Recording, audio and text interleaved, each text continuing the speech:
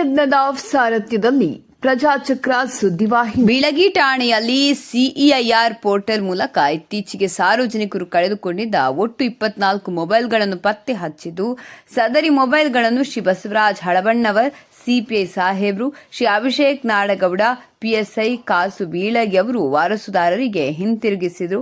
ASI S K ಪೀರಜಾದೆ, S S ಬಾದಾಮಿ, RT Lamani, police ಪೇದೆ S R Baraddi ಮತ್ತು ಸಿಬ್ಬಂದಿ ವರ್ಗದವರು ಹಾಜರಿದ್ದರು. ಪ್ರಜಾಚಕ್ರ ನ್ಯೂಸ್, ಬಾಗಲಕೋಟೆ.